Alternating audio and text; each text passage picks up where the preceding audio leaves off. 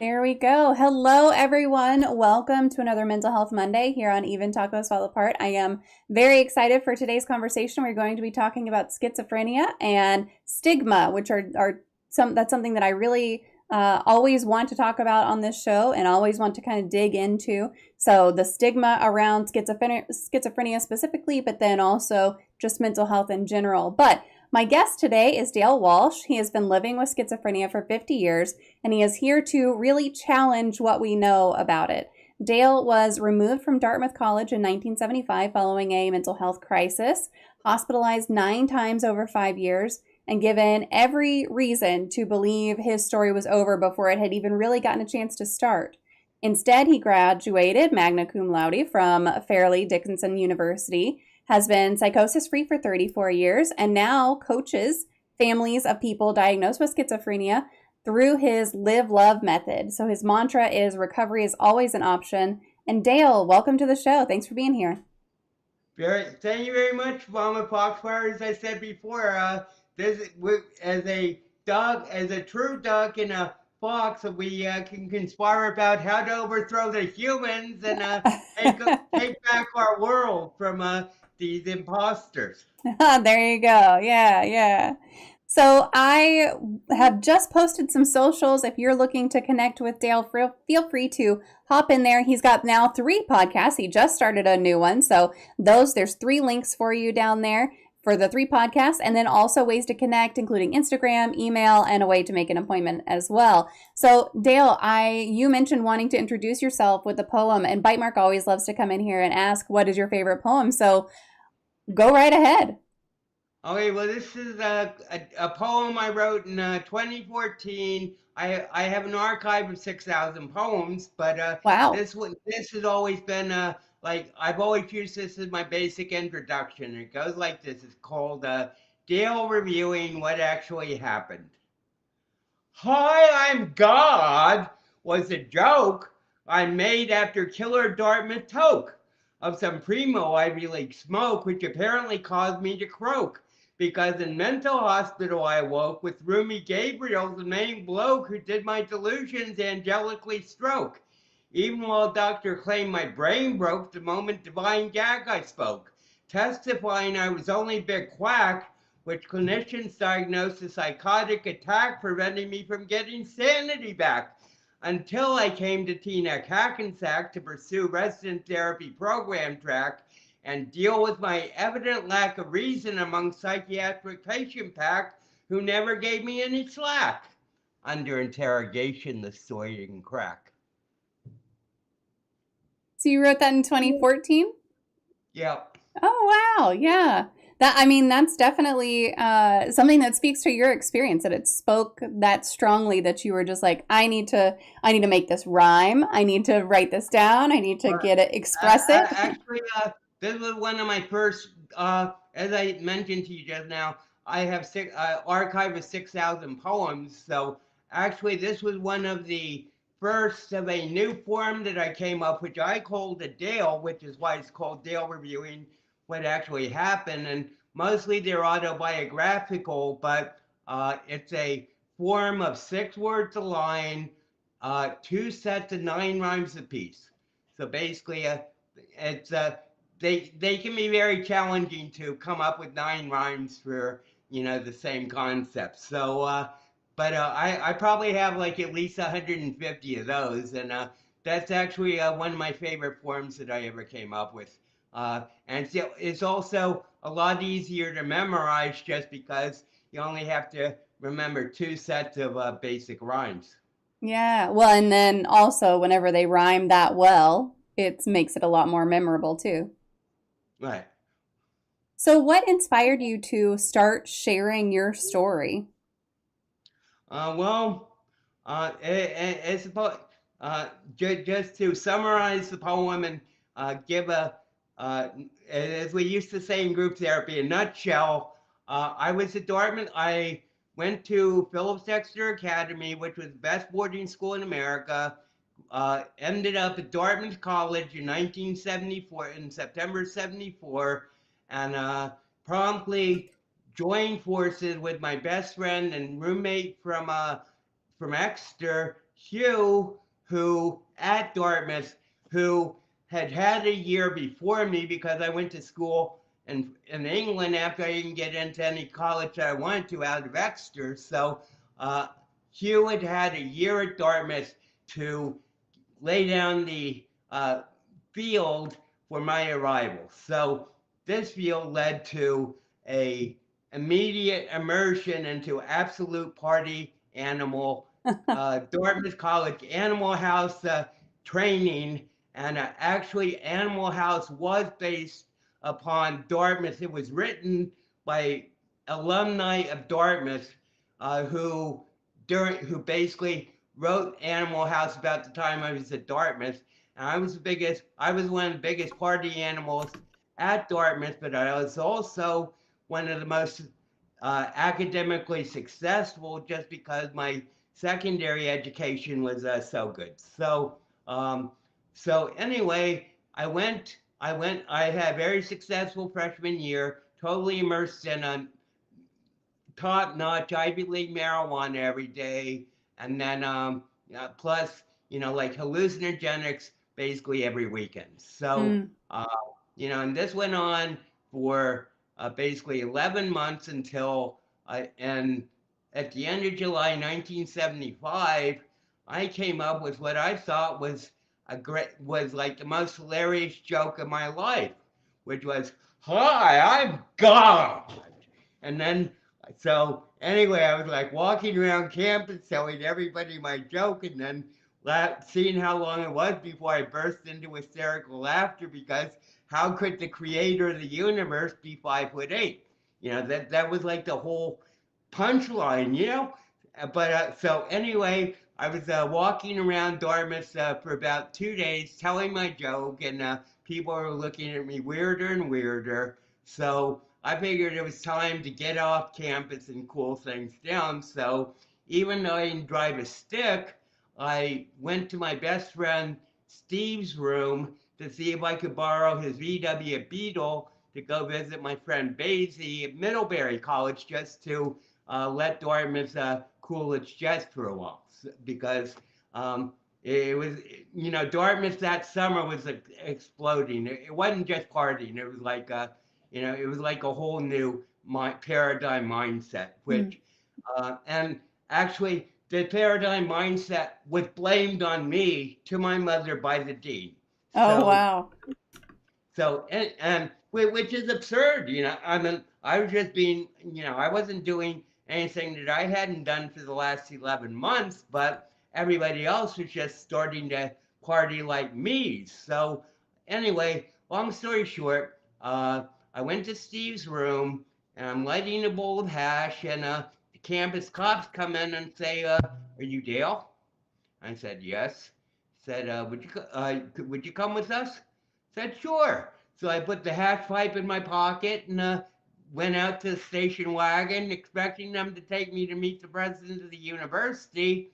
But instead, they took me to the infirmary, where for the next 4 hours I was interrogated by three sets of Ivy League psychiatrists who diagnosed me as nonstop talker because they were asking me questions. That's why I was answering. That's why I was talking. And then, so at one point, about like an hour before the end, I said, "This is bullshit. I'm leaving." So I went out, and I was at the top in a room at the top of the stairs to the exit to the infirmary, and some nurse's aide or something grabbed me by the arm and said, you aren't going anywhere." So I just like looked down at his hand and I said, "Okay, well, if they're going to resort to violence, I'm not going to argue." So instead, I went back, finished talking with the psychiatrist. They took me to a room, gave me a shot, which I don't know what it was, and that's where my whole life changed. And 2 days later, I was in the best mental hospital in New York City with a roommate named Gabriel, who was very deferential towards my mother, Mary Alma, whose first husband was Roger and whose second husband was Jody Joseph, and ultimately married the judge, the Iran Contra Independent Council. So you went through all of this, and it's quite a lot that you've been through. What made you decide I need to start telling this story? I need to start sharing it, going on podcasts and that kind of thing. Because uh, I I I got tired of being forced to share everything with mind medicine mucks. Mm. Because I mean, when I got taken away from Dartmouth, my my my vision of God was threefold. One, God needs a vacation, so I'll take his place until he's ready to come back. Secondly, um, that God just wants to be one of the guys. And thirdly, what was it? The third one was uh, it'll come back to me. But anyway, so I had three. Oh, I know. To put to rest this whole God debate about whether God existed, Mm. to be the living incarnation of God, so nobody could argue the existence of. Everybody could argue about whether God existed, but nobody could argue about whether Dale existed. So basically, that was like my Trinity thinking when they took me away. And so, yeah, basically, I ended up at a psychiatric program in Hackensack under the care of a doctor who who had been going to medical school in 1942 and studying to be a brain surgeon, and whose brain surgery professor was Mussolini's personal physician. Mm. So basically, I'm two jumps away from Mussolini. And this was the doctor whose program I was in for 5 years, who put me in the hospital 9 times. And actually, Foxfire, I've been in the hospital before 1920, before 2006, I was in the hospital 15 times, 9 times when the doctor himself admitted me, and the last 6 times I amended myself because I knew I was psychotic. Um, so basically, I ended up in this program run by this expert in fascist mind manipulation, and that's why I went to the hospital 9 times, because I I might not have consciously known what he's doing, but I knew he was trying to transform me into someone who I was not, Mm. and he feared me because I saw through his fascist bullshit. And but I also understood that as an American, I well, as an American, I realized America and Russia had conquered Nazism in World War II. And basically, what I felt was I was doing, it was me versus, it was Dale versus Duck, or the Americans versus the fascists, to bring down the communists, which we did. The Berlin Wall came down in 1989, with Doc, and Doc and I continued to work together until his death in 1999. But it really was like a relationship refined in fire, because ultimately he was Godfather of Muck and I was leader of the Ducks. Mm. And Dale, uh, Dale set up my reality as a never-ending saga of Duck versus Muck. And I was the leader of the Ducks, and it was just a matter of finding out who the Mucks were and taking care of them. Okay. So after these hospitalizations and everything you've been through, and now you're on your fourth identity, you've kind of described yourself as stepping into a new identity beyond diagnosis. What does that mean to you, and what was the turning point for you? Well, in terms of schizophrenia, everybody thinks that schizophrenia is multiple personalities, and there are a lot of similarities. And this is actually something that I always used to argue with a doc about, is whether I was a schizophrenic or a multiple personality, Mm. because I knew I was a multiple. I have 5 basic personalities just from my natural growth: Dale, Dewey, Do, Duck, and Genius. And basically, Dale, Dewey, Do grew out of my I'm God declaration at Dartmouth. So I went to the program as Dale, and through my hospitalizations and everything, I was fractionalized into Do and Dewey. And that became the inner trinity that was that came to be in conflict with actuality. I say there's reality and then there's actuality. And reality for me is the inner trinity, and that's always what guides me and how I perceive and feel God. The so this is something that I've been developing just in the last week. This theory, but now that I've reached ducks. So if you think of schizophrenia as multiple personalities, and say Dale was a schizophrenic, then he had 3 basic personalities. But as I said, there are 5 basic personalities. They're Dale, Dewey, Do, Duck, and Genius. So those are the 5 basic Earth personalities I have, and what I call my Dialina body, which is Dale's spaceship, and I wrote a whole trilogy about that. But anyway, so what has happened, having reached the fourth identity, as I said, is that and what follows recovery is not only have I unified the fractured trinity within myself, but I've also raised it to the next level of consciousness, so that instead of Dale, Dewey, Do, which many interpret wrongly as a masculine trinity, actually Dewey is the masculine, and Dale, female Dale, is the feminine. So, and then Do is the Lord. So basically, it's not Father, Son, and Holy Ghost.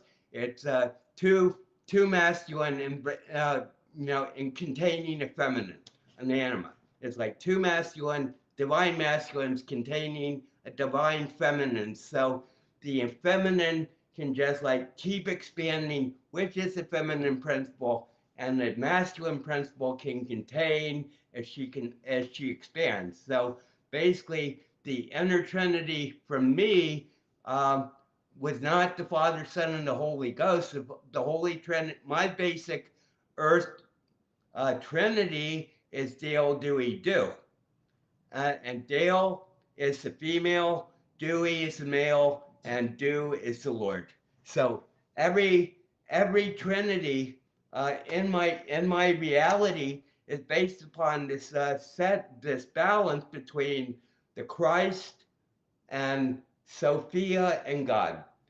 Wisdom, which is mentioned in Proverbs, prominent. I mean, Proverbs is a book about wisdom, and I've been watching a lot of stuff about, how wisdom in Sophia has been absolutely suppressed by the masculine patriarchy, because the pure feminine anima cannot be controlled by a imbalanced masculine, and an imbalanced masculine, which is what the patriarchy has become, cannot absorb the power of the unleashed feminine anima. So therefore, what I say, what I say about what follows recovery, what I call recovery, is the absolute integration of my first trinity, Dale, Dewey, Do, into a coherent whole. And having done that in the last week, actually the last 2 weeks, I've now arrived at my fourth identity, which is Duck. And Duck has there's a new trinity in town. It's Duck, Ducky, and Chucky. And Chucky was Dewey. It's actually Dewey, Ducky, and Chucky.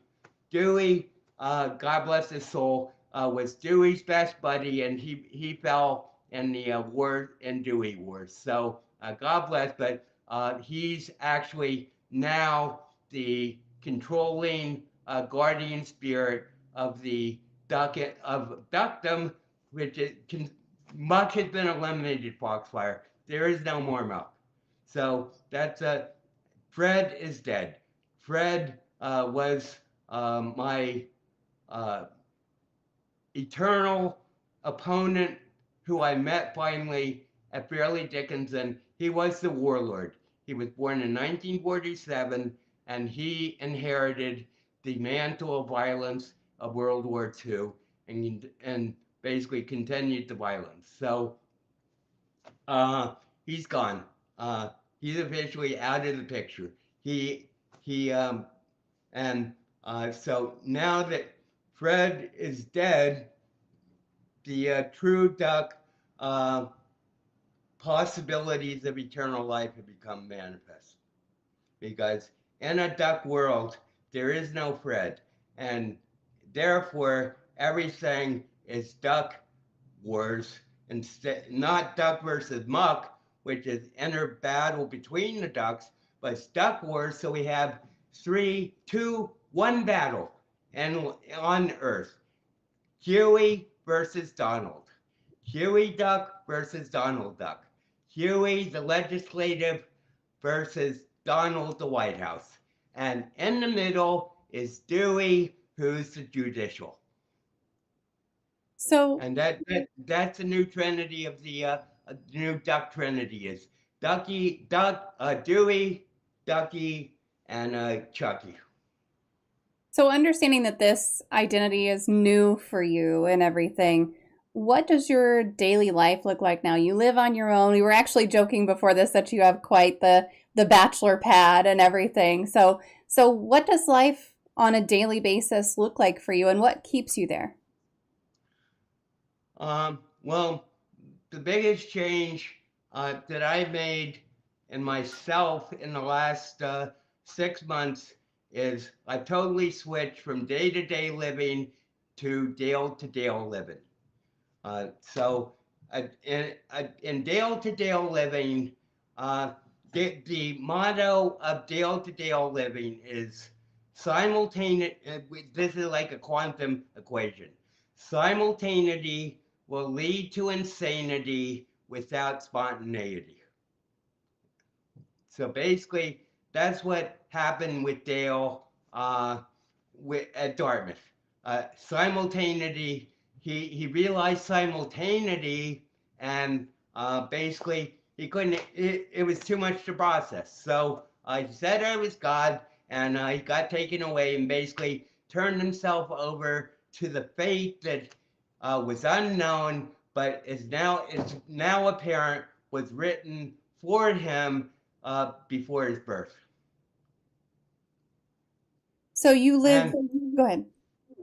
and having and I'm now at the point where I fully run that program. I fully run the Dale program, and therefore, finally, after 71 years, my life of biogenetic predestination is finished. And for the last 6 days, I've been able to experience true free will. What's the biggest difference for you in the last 6 days? Instead of worrying about what's going to happen in the future or thinking about what's the past, I'm totally focused on the Dale moment and and building a continuity between those moments, between the moments that destroy each other and the moments that are created in a moment, and and how you manipulate that present to build a better future. You've been living with this diagnosis for 50 years. How has the stigma around schizophrenia changed since this started for you? Well, this is actually a big point of a lot of my podcast talks, but yeah. So when I was in the program, I was like totally isolated. One of the reasons I would go to the hospital is because I would just feel so claustrophobic within the within the program that I had to get out. I'm constantly, even when I was quote psychotic, judged psychotic. The reason I was judged psychotic is because I was just growing at a rate that people couldn't keep up with, Mm. and and that's actually one of the reasons I fractured into three, is to be able, through the Lord, to control the manic, the what many perceive, most people perceive as the manic of Dale, the mania of Dale, the uh, it's well, the doctor's official diagnosis for me for the first 7 years. So I applied for disability and realized and found out I was officially a paranoid schizophrenic schizoaffective. His diagnosis for me was psychotic bliss, and Mm. basically, uh, that no one else, I don't think, has ever gotten that diagnosis from a psychiatrist. And this is like a this is just like another one of the diagnoses that I've gotten that they had to come up with. When I was in the hospital, the first hospital before Hackensack, uh, my doctor Cohen, his name is Cohen, so I called him Cohen. Uh, he he um, he said I was suffering from infantile omnipotence complex. So that means that, the idea behind that one is a baby gets all its needs answered by crying. So it thinks that the louder it cries, the more power it has, and that leads to like this omnipotence delusion. So basically, I was told I had an infantile omnipotence complex, and looking back, I agree because I was Dale being reborn into a future of beyond anything I'd ever known. At what age does schizophrenia typically appear? And do you have warning signs before a full psychotic episode? Well, that's a very interesting question. This is like, um, you know, oh, but before we move on to that, I didn't answer about stigma. So basically, stigma for the first when I was in the program was basically being in uh, psychiatric quarantine. Uh, Mm. basically, I had like a few friends who we had a street gang called the Daggers out of Hackensack, and and I was sort of like a, a spiritual leader to them. But basically, I was in psychiatric quarantine for the whole time I was in the program. Then I got out and got my own apartment and went back to Fairleigh Dickinson. And it took me basically 2 years to relearn how to socialize with normal college students. Just because I had just been like set in such a different, totally different paradigm in the program than what I was when I was back in college and basically normal again. So but I I became a cult figure. I became more than a cult figure. I graduated in 1985, and for the next 10 years, I became the spirit of the campus and the student body's best friend. And I not only hung out on campus every day, but I also had a very profitable, successful business writing papers for Rarely Dickinson students. So basically, uh, for in 10 semesters, I wrote 300 papers for Fairleigh Dickinson students. Wow. Uh, and people say that's unethical and even illegal. And I say, was it's ethically in the shadow, but it also supported me for 5 Mm. years. So, Mm-hmm. but they're an answer to stigma instead of like because I mean if you have schizophrenia, you have to like be honest with yourself and say, how are other people going to perceive me? And Yeah. is if I hide this, then they're going to think I'm weird. So my philosophy was always, hi, I'm Dale. I'm a schizophrenic, and and the idea was, if you want to run away and you're scared, good, do. That's your decision, and I respect it. And I'm not going to say anything. But if you want to take the time to get to know me, I'm a very fun, interesting person, and that's why I say I'm, like just bear in mind, you're never alone with the schizophrenic. I mean, I really like the approach of saying, like, hi, this is me, and this is all, like, this is all of me. This is the part that I feel like is going to be the scariest to you. And if you want to run away, that's fine. I think that takes a lot of courage to do. It also makes you pretty vulnerable. I mean, did you have some bad reactions to that? Well, I you can't care. I mean, Yeah. I mean, I'm sure I know people would always like snicker or like make comments as soon as I leave a room. It doesn't matter because it wasn't part of my reality. My reality is what I perceive, what my body perceives. That is all what reality is. And anybody who thinks that they know what the hell is going on is believing, which has lie at the middle. If you believe, you're living a lie. You either know or you're asking. That's it. So basically, if you believe that something's happening, then you're believing illusions of screens. And what you have to focus on is total reality, which is what I see, what this avatar perceives is all that is real on the earth. And basically, you're a walking observation portal for your soul to see the world. And the world you perceive is a world you're creating spontaneously and projecting into reality. So what I've done is, rather than deal with everything being a delusion or an illusion, basically temporary and ephemeral, I built Teaneck Hackensack City into the holiest city over 50 years by my presence, because I know Teaneck Hackensack's community is real because I built it into the kingdom into the temple of Duck.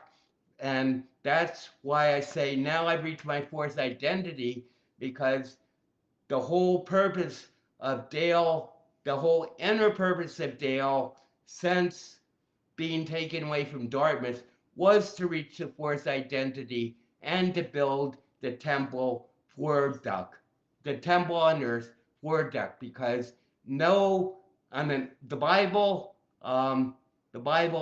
they're always like saying we got to build a temple for God. Well, Dale declared himself God and built his own temple, his own holiest city in Teaneck Hackensack community.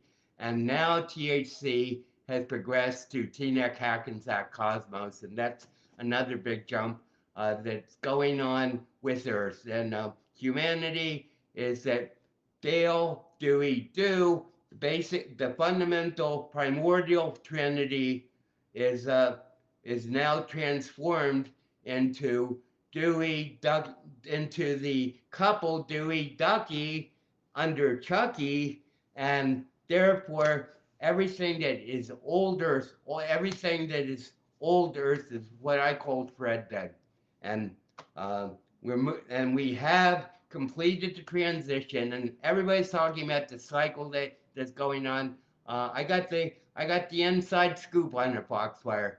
It's a 64,000 year Fred Dale cycle, and Fred was the warlord, and basically from the beginning of Earth consciousness uh, to today, 64,000 years is how the Earth was formed, between the um, battle between um, Fred, who represents physicality, and Dale and Rosedale, who's my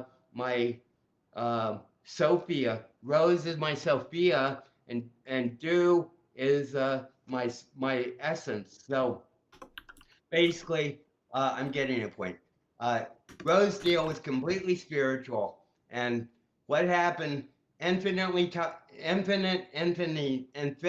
ago is that it came up against the inevitability of physicality in Fred, and Fred was the demiurge of this, or the material essence, and Rosedale was destroyed by it because uh, we had like absolutely no idea it existed. We were existing in a spiritual eternal harmony, and so Fred hit the scene and broke up, and basically Fred Rosedale, and ever since then it's been a battle of 64,000 years between me and Fred for control of the soul of Rose. And of course, she was never going to fall for him, but she is now rescued because Fred is dead. So,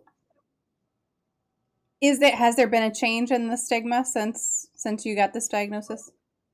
Well, now people just say they they don't even ask me to explain anymore. But that's the beautiful thing, is that having the fourth identity is duck, which is involved is in naturally leads to the fifth and sixth identity of Genius and Roger, who so the new duck couple is oh,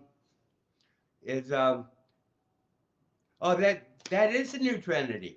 Dewey, Ducky, Chucky replaces Dale, Dewey, Do, Mm-hmm. and that's the cycle that's ending. The Fred Dale cycle, where from which rose Earth rose primordial muck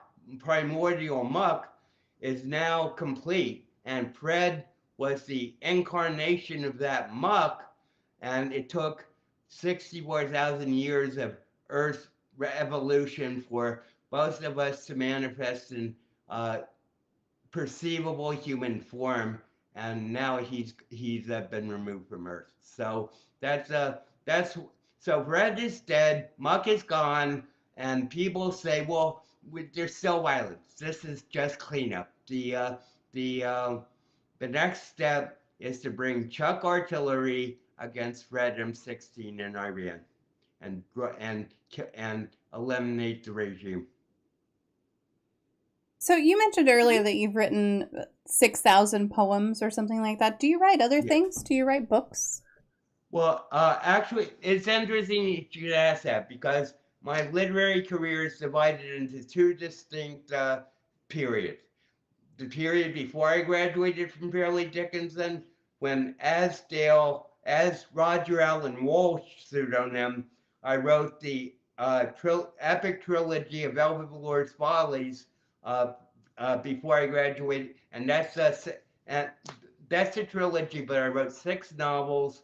They aren't novels. They're actually future. I call them future histories, which are now manifesting. But uh, so I wrote six novels before I graduated, and when I graduated, I turned to poetry, and now I have an archive of 6,000 poems. So it's all archives waiting to be published when Earth is ready.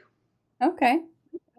So, getting back to the stigma of everything, of schizophrenia specifically, whenever you started kind of introducing yourself as, "Hi, I'm Dale, I have schizophrenia," do you feel like that stigma has changed over time, or has it stayed the same? I've changed. You've changed. I I don't think of myself as schizophrenic anymore. Hmm. Having reached my fourth identity. I've now and when I want to say MommaFoxFire is, um, the whole thing. People say, "Come on, Dale, you're changing your name again," and that's basically what I did when I was in Dale Dewey Do. Uh, but that story is now complete. So therefore, I don't. I you know my now I stigmatize doctors and therapists. I'm the one who's stigmatizing because I don't believe anybody has the right to try to tell anybody else who to be. And I think all psychosis is a lack of patience on the part of everybody around.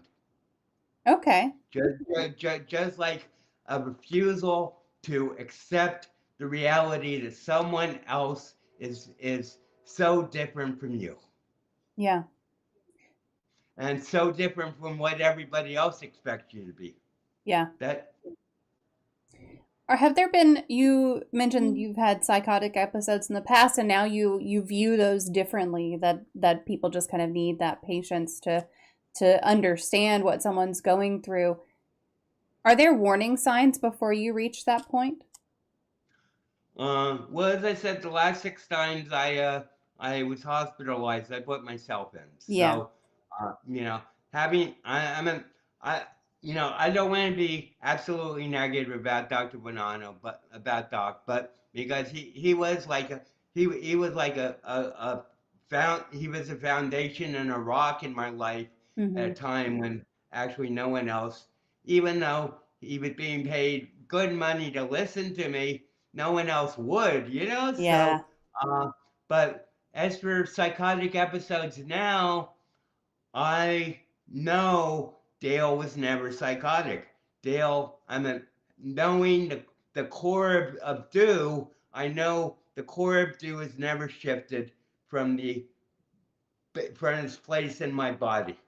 And the core might have transformed, which is what's happening now, and the change is complete from Dale Dewey Do to Dewey Ducky Chucky. That is complete now. Fred is dead. There is no more death. Dewey, I figured out actually, MommaFoxFire this morning in my morning walk. Dewey Death, who is the greatest terror ever thrust upon mankind, is not actually Death, Death, Drug Enforcement Agent Tina Hackensack. It's Depth, Depth. So, uh, I was just like reflecting on Fred and thinking, no, but Fred's not really dead, but he is. And that's what I realized that there is no depth, but there is dewy depth, which is an eternal sinking into the void. You work now with families and caregivers and not necessarily with patients themselves. Why did you choose to focus on the caregivers and the family side of things in your work? Because nobody else does. Mm, Uh, that that's that's really like one of the great crimes of the mental health system is their lack of inclusion of anybody in like in the psychiatric process. So basically, I am someone. I I'm a I every day I wake up and I have less regard for, especially psychiatrists, but minor deities, MDs all over the place. So, mm. uh, but I think psychiatrists are just big fat readers who basically take advantage of people and keep them in victimhood, and they're paid their livelihood depends on keeping people in victimhood, and therefore they subconsciously encourage a victim mentality and a codependency on the doctors to keep the doctors being able to pay for their third house in Miami. And I think it's pretty absurd. And, the whole mental, even my counselor, uh, this has been like a week of transition for me. And to tell you the truth, the MommaFoxFire, after 51 years, I stopped taking my medication because medication is for Dale Dewey Do. It's not for Duck. And Duck is, I mean, I've considered every scenario possible of stopping my medication, and I see no choice but to for my own freedom, but to break away from the Dr. Planet Prolixin. So you stopped taking your medication in the 6 days last ago. 6 days. Gotcha. Gotcha. And I'm talking to the doctor tomorrow, and I'm talking to my counselor on Friday, and it's a case of a constant assessment at this point. But Yeah. I'm feeling no withdrawal symptoms, and one thing that always hit me about taking medication was in the past, whenever I stopped taking my medication, I'd be in the hospital within 2 days to 2 weeks. But I haven't had a serious hospitalization since 1993. And one of the things about hospitalizations is, and stopping medication, is that when I would stop medication, I would feel that I was reaching a new level of understanding whether it was a full identity or whether it's just like, insights and everything. And every time I almost got to the point where I was stale with that identity, I'd get shot full of drugs again, and I'd have to like go back to do and start all over again. So that's really something that's been on my mind about stopping medication. But then I say to myself, but the situation now is completely different. I'm in completely different mind space, and it's like, why should I hold on to this psychiatric past when Doc is dead 25 years? Well, I'm glad to hear you're still talking to your doctors and everything. I think it's important anytime you change medications or stop taking medications or start taking medications. And I'm going through this with one of my kids right now. It's like you're going to start on a new medication. We need to make sure that you're monitoring what's happening and making sure you're talking to your doctors and everything. So glad to hear your. Well, to be honest, I've been like the biggest advocate of psychiatric medication for the last 25 years. Mhm. But with this growth in the duck, it's like I'm reevaluating everything that comes to Dale's care. Yeah, yeah, for yourself, for sure. So, how did you start working with families and caregivers? How did that come about?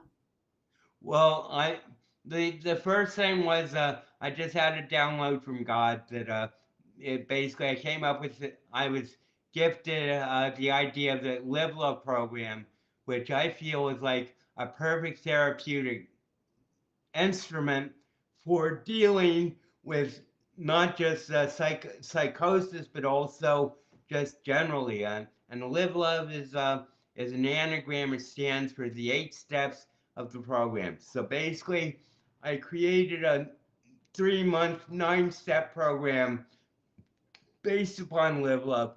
And Live Love is an anagram for learn, that the 8 progressive steps. Learn, integrate, validate, explore, and then listen, open, uh, value, and express. And the whole idea is to within 8 hours to transform the mindset of the client completely, so that no matter how stressed they are more independent. They are no longer codependent with their affected loved one. But in answer to the foundation of of your question, um, I just realized after Live Love came to me, I was thinking about how could I use it and everything, and it just hit me. What about the families? Because I realized how much pain and anger and anxiety caused my own family through my own recovery, and they had always they always supported me. So, Yeah. yeah, and that was like the greatest blessing in my life. So, uh, but it just hit me, with HIPAA, and especially with HIPAA, if your child is hospitalized and they're 18 and they say you can no to letting you have information, even they can't even tell you if when or if your son or daughter is being discharged from the hospital, and Mhm. that's totally absurd. And And as for, actual psychiatric practice, excluding HIPAA, well, it's at the discretion of the patient, but, you know, a lot of times how competent is a patient to make such a decision, especially with something like serious mental illness with paranoia, where you think your mother is like the mother of demons, and you're the only chosen child among all your siblings that is going to be blessed when Jesus comes back, and and I mean, that's an example of a delusion. And, the most difficult thing in the world, I don't care what you say, whether it's running a marathon or whatever, the most difficult thing in a human life to overcome is delusion. And it Mm. took me 51 years to truly overcome my God delusion. And now that I have, uh, basically, I had a revelation about a year ago when I was giving a presentation about my history.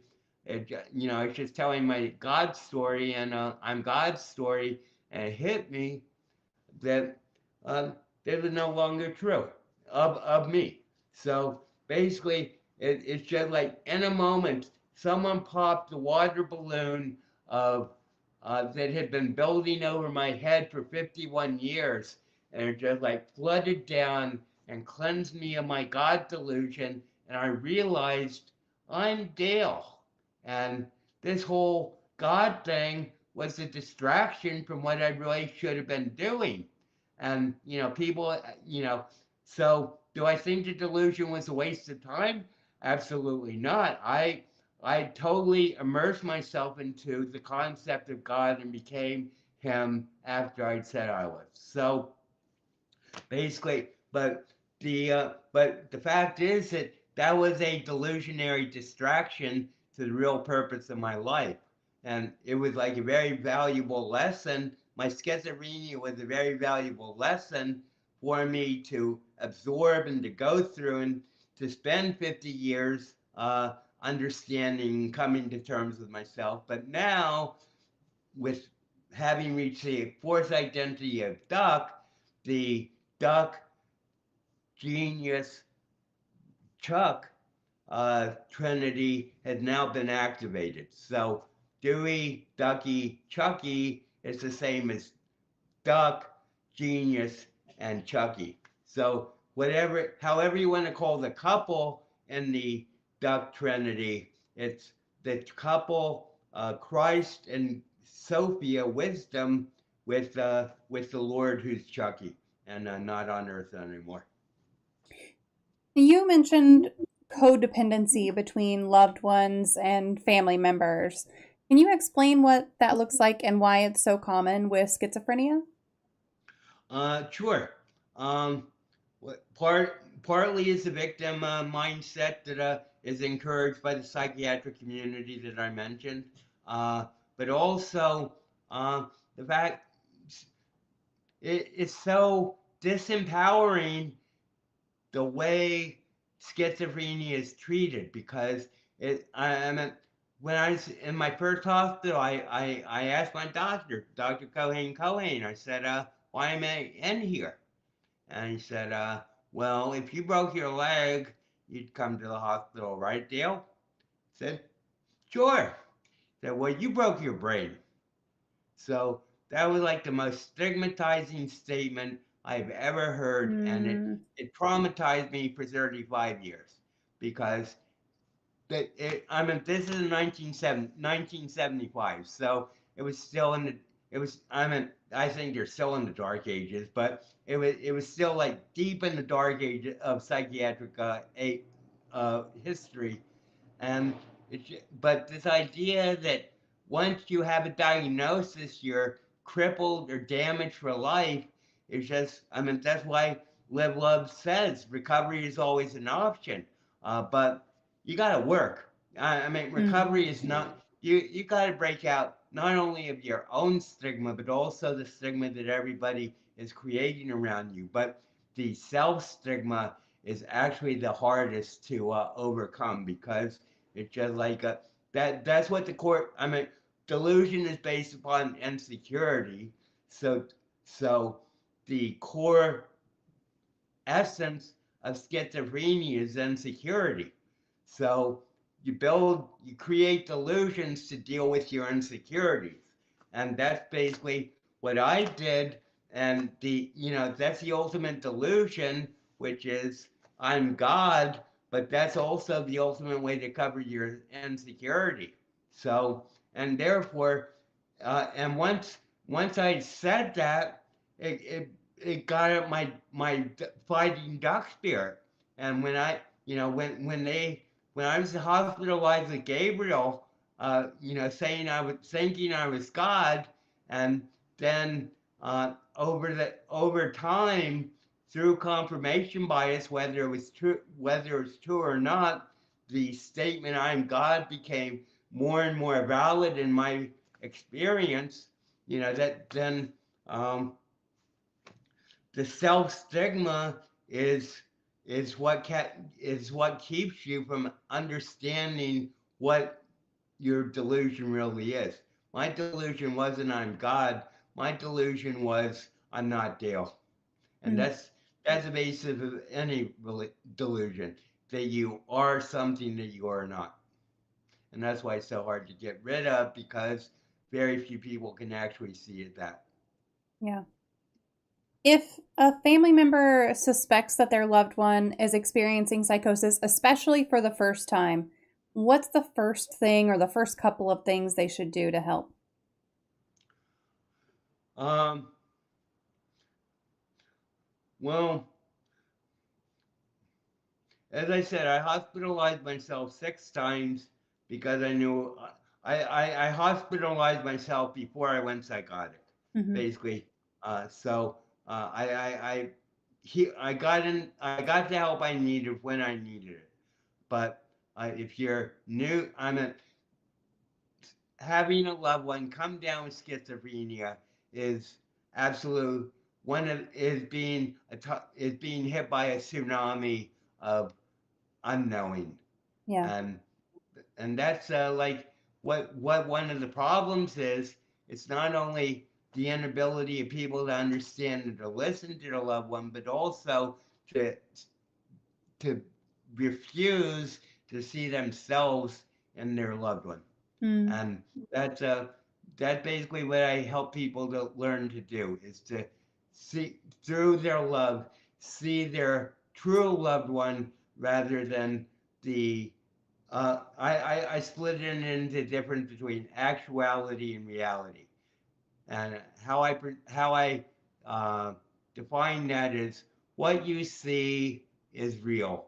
What you no, what you see is real. What you look at is real. REEL. And we are in a world of screens, of endless reels, and basically everybody's reality is defined by the screens that they see, whether it's the screens of external reality or inside or outside buildings. It's all a screen that you're walking through. It's all a video game uh, that you're playing with the universe. And what happened in terms of schizophrenia and the forced identity is, for the last 51 years, I've been um, I've been the game player Dale, manipulating the avatar Dewey to get to the next board of Dew. And um, but having and I won the game.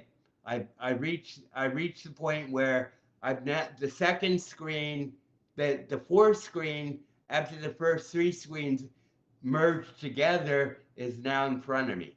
And one thing that I've learned with these identities is, even though there's a new trinity, Dewey, Ducky, Chucky, uh, in actuality, I want to focus on being Duck, because Dale spent 51 years studying God and in order to understand himself. And now, having reached the forced identity, which is where you become the computer uh, that's running the game station, that's running the PlayStation. Instead of being involved with the PlayStation, you're now the computer that's running the PlayStation.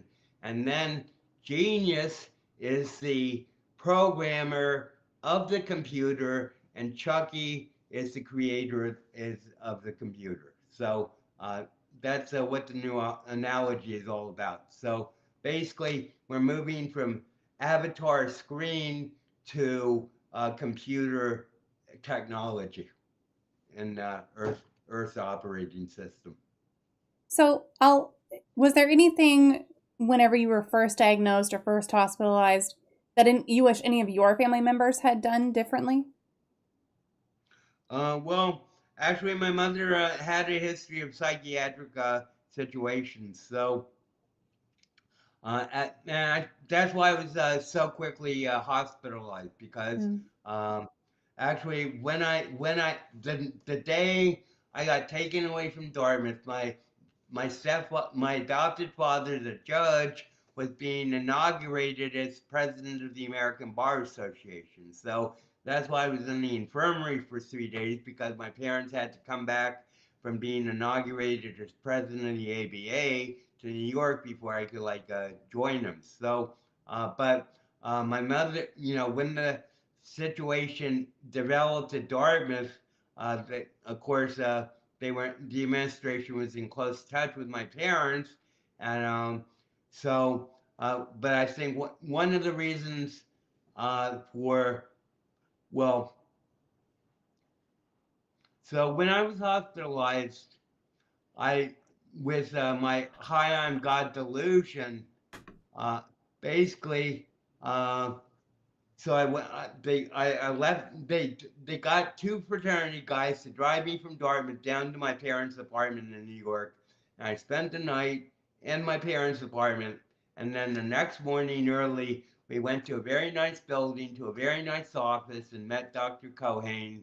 And we're talking. I'm not talking crazy or anything. I'm just like carrying on conversations. I'm not talking about being God because I never revealed my delusion to my parents. Yeah, so, uh, but anyway, so Dr. Cohen puts the paper in front of me and says, could you sign this deal? And I look at my mother and she says, sign it. So I'm not going to argue. So I sign it, and my parents get up, and everybody said, okay, fine. So everybody gets up. My parents go left, and I go left to follow them. And Dr. Cohen says, no deal, you're coming with me. So took me up to a locked unit for the next 13 weeks. I mean, I would get past it. Basically, I was locked up for the next 13 weeks and getting intensive psychotherapy. Wow. Yeah. So, was there anything that they could have done to help you a little bit better? Could they have been more clear with what was happening or? I, looking back, they did everything they thought they should, Sure. and they did a hell of a lot more than like 98% of other people would have done. And to have the courage to put me in the hospital in the first place, that took a lot of shit bust. So and and personally, I just thought it was sort of like funny. It was like when they went left, my old world, the old world of Dale before psychiatry left too. So, I used to say I knew Dale 20 years before anybody else did. So, uh, but so my parents went left, and my world went that way, and doctor said come here. So it's like, okay. And my whole philosophy was based on ingestion of LSD, which is go with the flow. And so having initiated this God thing, it was like Dewey came out and said, okay, prove me wrong. And in 51 years, no one ever proved me wrong. So, um, I mean, and um, people used to say, well, if you're God, than walk across water. I'd say, well, first off, I don't say I'm Jesus, and secondly, I'm waiting. I've waited for the bridge to be built. So, uh, and that's where we are today because we, as you know, when I said I'm God, and my parents' reaction, I mean, my father was like one of the most influential men in America, and so when I got sick, it really was like a sort of like a shaking the core of American judicial integrity, as shown by the fact that the judge was chosen to be the Iran Contra Independent Counsel and investigate George or Reagan and Bush. So, but when I'm sorry, Mama Fox, I got lost in myself. Where That's were we? okay. No, that's just fine. It's all right. So we were just talking about the what families can do differently or what they can Oh, do if someone has their first so psychotic so episode. anyway, what I was saying is that my parents were very aware, and but I still, looking back, I still think of being betrayed. But on the other hand, they were, you know, my mother, I mean, with infinite resources and everything, basically, they did everything they could. Yeah. And, with Dr. Bonanno, whether he was a fascist or not, he was the core father figure for me for like 22 years, basically because the judge deferred to him. Yeah. So basically, even though I knew he was a fascist dictator, a lackey, I had to deal with it. And, so, um, oh no, what I was saying is I went with the flow to see where this I'm God thing would go, and after 51 years, it's led to Duck. Yeah. Well, we've got a couple of questions left here, and these are the questions that we like to ask every guest. So, what is your favorite life hack? It could be anything, any tip or trick or method that you use that makes your life a little bit easier. Deal to deal. Or actually, deal to deal is the old paradigm. Now it's duck to duck, and duck to duck is much more in presence than deal to deal. So basically, deal to deal was always in fight or flight, and one of the things I've been consciously doing, cultivating for the last month, is switching from Dale sympathetic nervous system to duck parasympathetic nervous system. So after 70 years of fight or flight, I'm now finally realigning my nervous system to rest and digest. And like uh, that's really like my greatest life hack is just, I mean, whether you want to be in the present as Dale and go Dale Dewey do, or you want to be present as Duck Dewey Chucky.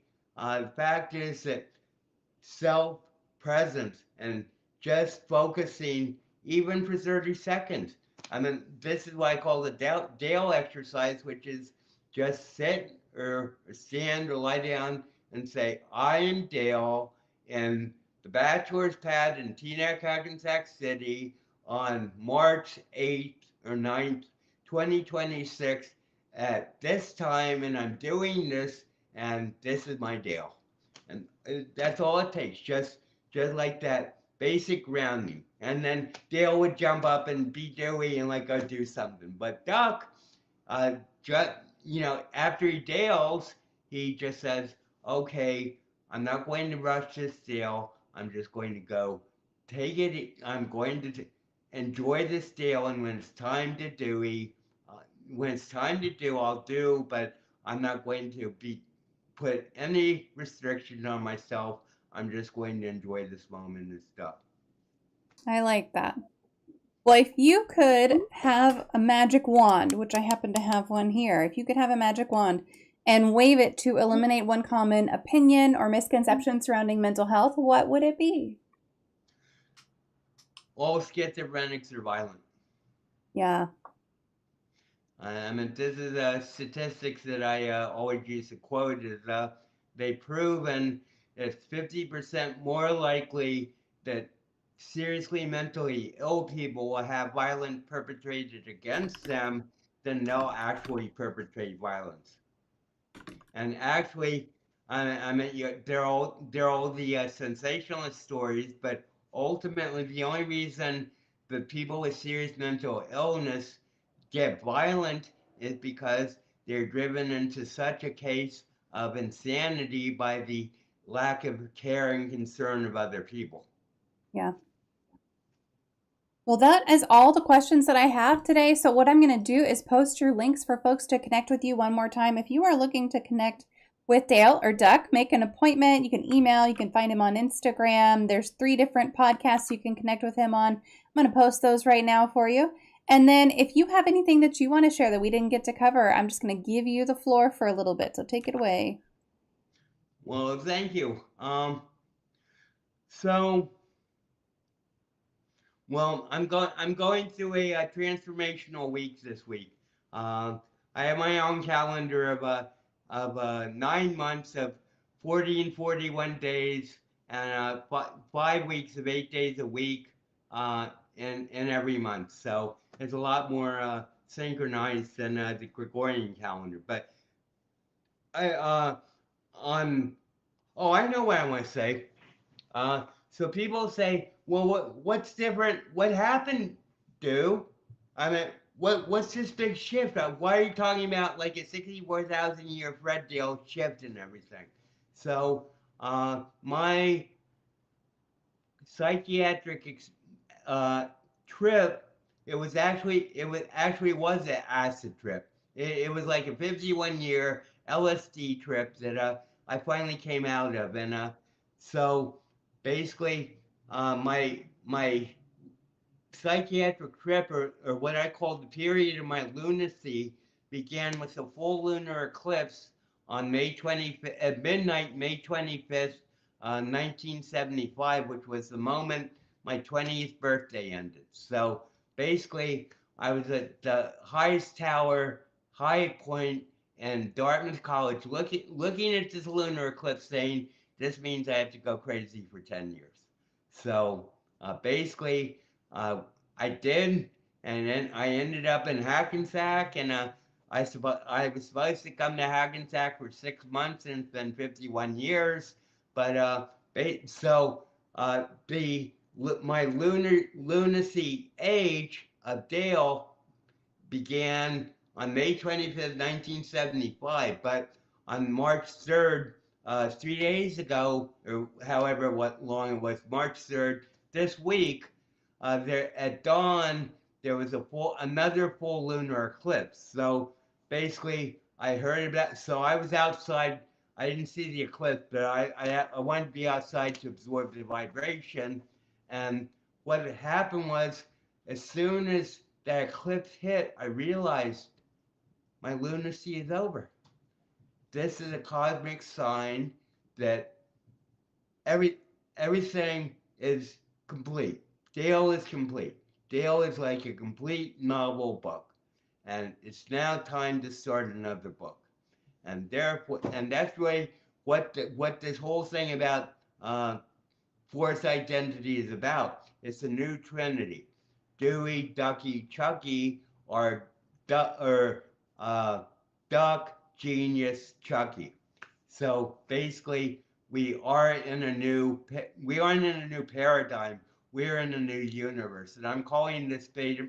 Oh, that's what I'm going to say. So this week is the first week of the 5th month of the year 00 AF. After Fred are always fun, and of course the known meaning. So 00 AF, the 5th month, and as part of the calendar. This week I did Betamax week, which means that We're running through the 8 steps from Dale to the Dialina day by day. So basically, I have 9 personalities. The ninth is the Dialina, which is the overall spaceship of my body. But the 8 personalities that make up the Dialina are the subject of Betamax Week. And each day, I'm going through every personality twice a day to explain them. And that's on the Daily Dues on YouTube at 10:30 and 5:30. And there's a link to Well, that in the chat right now. So feel free to click on that and go check it out. But thank you so much for joining us today. I really appreciate it. Folks who are here with us live, stick around. I will be right back, but let me disconnect with Dale offline. And Dale, again, thank you for taking the time out. well, I hope this has a live impact, MommaFoxFire, and thank you for giving me the opportunity to really explain the shift from 3D to force identity. Absolutely. All right, folks, give me just a second. I will be right back.